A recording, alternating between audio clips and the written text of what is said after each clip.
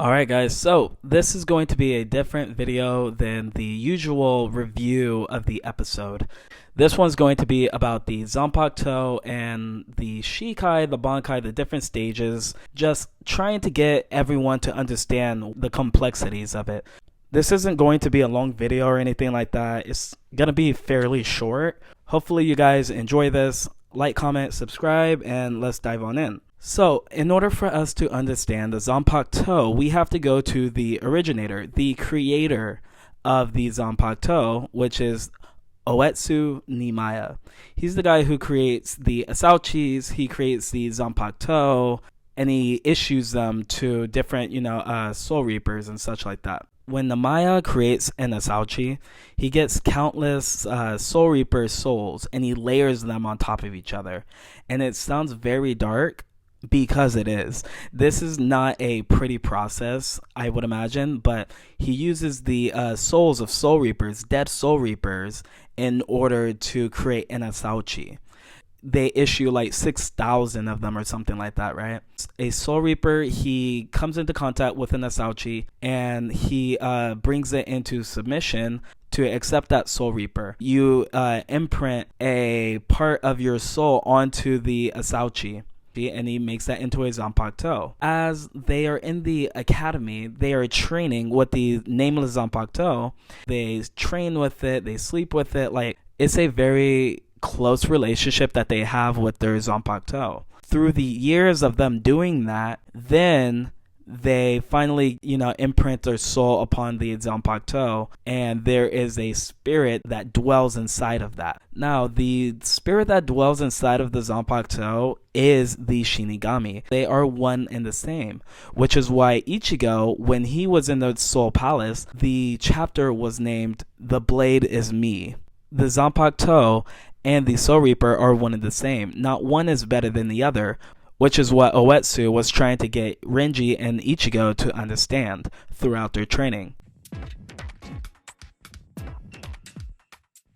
Now, in order for us to understand more about the Zanpakuto, we also have to talk about the other member of Squad Zero, Ichibe Hyosube. This is the character that has made the name for every phenomenon that's happened in the Soul Society, such as Shikai, Bankai, and everything else. So he knows the names of every Zanpakuto. When Renji was in the Soul Palace and he was training with Ichibe, Ichibe tells him Hihio Zabimaru is a lie. It is half of the name of your Zanpakuto. Even though it is yourself, it's part of your soul, it still has the option to accept you or to not accept you.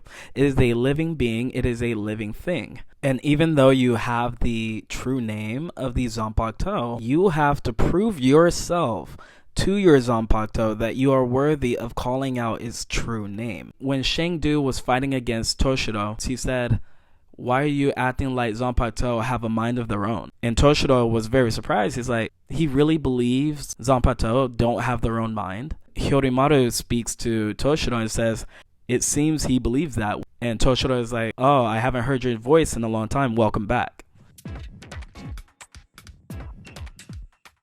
So Shikai is the first release form of the Zanpakuto. You have to know how to communicate with your Zanpakuto. You have to know the name of your Zanpakuto, and you go inside of your spirit world in order to learn more about your Zanpakuto.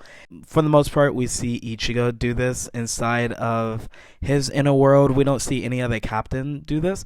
That Shikai is different for everyone. For example, Rukia in the Thousand Year Blood War, we find out that her Shikai isn't just to put out ice in a circle and just freeze the area, but her sword is the extension of her body. She takes her body temperature and freezes her body temperature to absolute zero. Toshiro's Shikai, he's able to use a little bit of ice and shoot that from the tip of his Zanpakuto, and also he's able to change the weather with it. Senbon Zakura is more offensively used, and Renji's Shikai is more just range, and he's able to use it differently.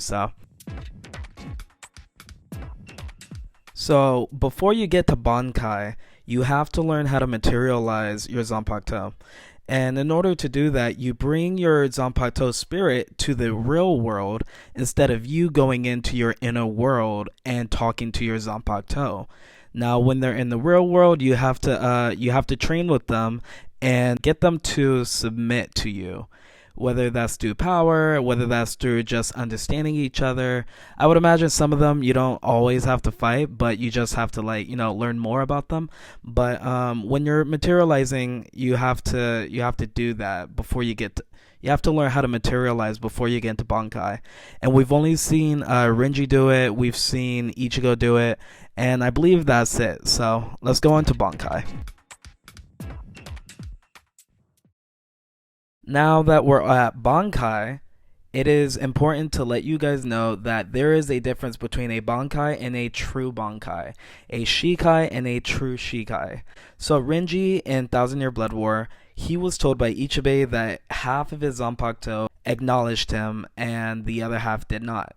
The lie that he knew that was Hihio Zabimaru for his Bankai, that was a lie. And in order for him to obtain the true Bankai, the true name of it, he'd have to prove himself to his Zanpakuto spirit that he's worthy of calling out that name that he didn't know. For the entire series, he didn't have that name. But in the Thousand Year Blood War, he did. His form changed, his power was that much stronger, and you could just tell that it's completely different from his Bankai. Now, Rukia, she's somewhat the same, but in this case, we'll talk about her Shikai. A Shikai versus a true Shikai. Rukia, throughout the series, she didn't know much about her Shikai until the Thousand Year Blood War. She finds out that her Shikai is actually not one that shoots out ice. She learns that her Zanpakuto is one that freezes and it lowers her body temperature. So in this sense, she finally obtained her true Shikai and how to use it. And Ichigo, we haven't seen anything from him. I'll be approaching this from a anime only view, so I won't talk about Ichigo's upcoming, fights or anything like that. He has obtained a new Zanpakuto. He obtained his true Shikai, and that means that later on we're going to get his true Bankai. Alright, so that's going to be it for this video, guys. Once again, it's nothing long, but I wanted to go ahead and just put out a video on the difference between a Shikai, a Bankai, a true Shikai, and a true Bankai. And just want to remind you guys that not everyone has a Bankai. Like, I've seen people say, oh, when is she going to use her Bankai? And it's like, they don't even have one. Like, it's actually very hard to obtain the Bankai, and at this point in the series, I feel like people are just so Bankai hungry. Like, relax, guys. You're gonna get a lot of great Bankais in the upcoming future. So, but like, comment, subscribe. I'll see you guys in my next one.